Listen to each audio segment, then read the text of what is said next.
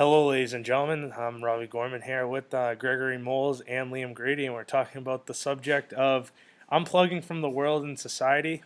Uh, First off, I'll start off with both you boys. How do you feel about the society lately being connected with the world too much via Facebook and social medias? I think that today's society um, is very conformist in terms of we're always trying to be on technology, our iPhones, our Samsungs, our iPads, our laptops. Um, I don't think we, as a group of people in the modern 21st century era, I think obviously each year technology improves and we get further advanced, and with that we also lose sort of one-on-one connection. Oftentimes dinner table, you might be having a family dinner, but instead of enjoying it with your loved ones, you're on your phone checking Twitter, Instagram, Facebook, MySpace, whatever it may be. And Greg, what is your take on this debate here? I too believe what Liam thinks. I believe there are people in the world that spend too much time on their phones, not communicating with others face to face, rather than they sit at home on their phones, playing games or texting with each other, and when they could be out communicating with others, building their communication skills for the future in their future jobs, and going off that for the future. And staying on that subject, how do you think people being attached to their electronics makes it harder for them to develop these social skills in life? Well, I think you can take a perfect example of texting.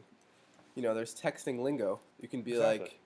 like, "Hey, how are you?" with a U, with the letter U being you, the letter R being how are you, and then you're trying to write a paper and you might get into texting lingo, and then it's almost like, oh, whoops, I need to correct myself. So it's like a subconscious way of communicating that won't necessarily prepare you for the real world, as if you're writing and using good vocabulary at all times. And Greg, how does this make you feel? How do you think that this makes us disattached from reality of life and communication skills?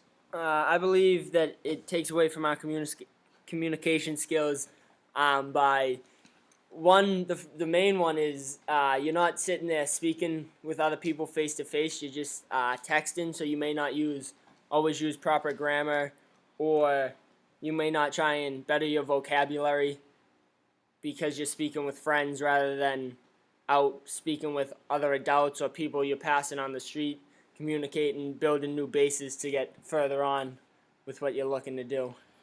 And lately, in the past 10 years, the situation of cyberbullying comes up. How do you guys feel about this? How do you think we can bring it to an end?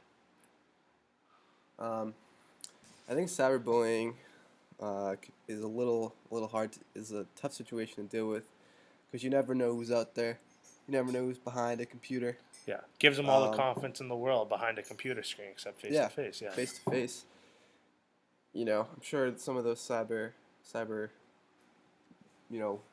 weirdos, if cyber weirdos, for lack of a better word, um,